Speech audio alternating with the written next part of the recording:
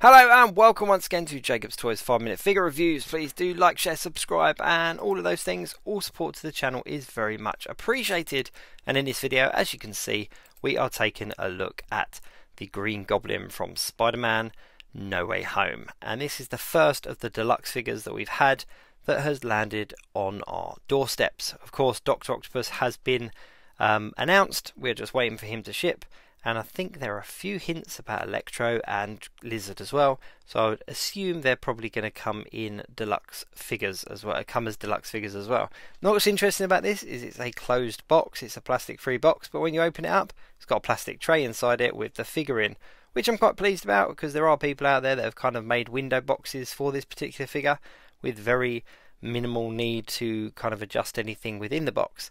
But what makes him a deluxe is he comes with his glider, and the glider is highly detailed and it's got a little bit of articulation in it as well, which I didn't know about. So you can have it in both of the kind of poses, both of the positions that you do see in the film, and it's a big old glider. Also comes with one of these flight stands. Now we've seen these flight stands with numerous different figures, and basically the long and short of it is it's got 3 balls on it, so you can have it at different heights depending on how your display looks. This is the highest one. It's a little bit stiff to get in. I'm just going to rest it there, but that's not going to work. I'm just going to have to kind of heat that up a little bit. But yeah, that's basically the highest it goes. So having a look at the stand, it's not particularly huge, but big enough. Big enough, I guess. It also comes with these little foot pieces, which we're going to put onto the glider. Now that's how long I've heated it for, and as you can see, it goes in a lot easier. So do be careful though, you don't want to snap that stand. And you've got full articulation because it's a ball and socket. You've got full articulation to put it in pretty much any different kind of angle or direction that you want. These foot pieces just snap onto the top just like that, and of course you put the Goblin's feet into them. So there's a little strap over the top, and there's also a foot peg at the back as well, so you can really get that figure on there nice and secure. Now let's have a look at the actual figure.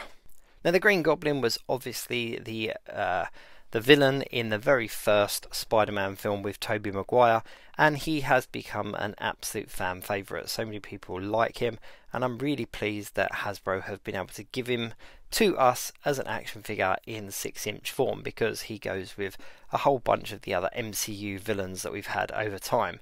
But yeah, he looks pretty cool. Now there are some slight differences from how he looked in the first film. Of course, in this film he had the purple jumper that kind of burnt off at some point, and it kind of gave him that more kind of comic book goblin-y look, and it also allowed for him to have an unmasked head. He's got his pumpkin bomb here. Now that's quite a cool little detail that I didn't know about, but the hand is pretty much the right size for the goblin bomb, so you can push it in and it kind of pops into place and then it's there, but it gives you the kind of peace of mind that he's not going to drop it. Now he does have an interchangeable head, so you can put a goblin mask on, but when you put the goblin mask on there is neck, like flesh coloured neck pieces exposed, so if you've got him at an angle then you're going to see that.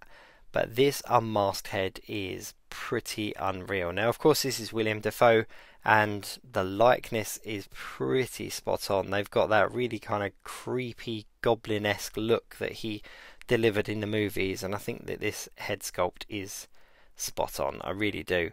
He also comes with the hood that we saw him wear, and of course the goggles as well that he wore in that final fight. But I think for a head sculpt that good, you're not going to hide it in a hood with goggles over it. It just loses all of the detail and all of the kind of realism by putting those goggles on, and even by putting the hood on. But it depends which look I suppose you want to go for. Now me personally, I'm going to go for a masked version of Goblin, even though we didn't see him past that bridge scene, and I'm going to have him on the glider, and then I'm going to use that unmasked head on a suited body and just have a Norman Osborn figure also on the shelf. But yeah, now this glider is a little bit sticky. Now I am jumping the video a little bit because I did take longer to film this than the 5 minutes, but I just want to fully show you kind of how the glider works. Now I'm slipping those on the feet and then I clip it onto the glider, and I'm going to have to play with this because it is kind of falling in and out,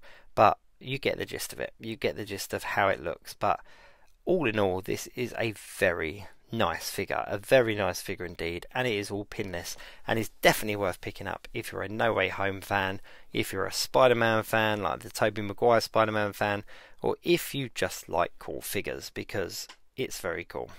Definitely worthy of being a deluxe in my opinion. I cannot wait to see what Dr. Octopus looks like. Do check out my page. Thank you very much for watching, and I'll see you soon.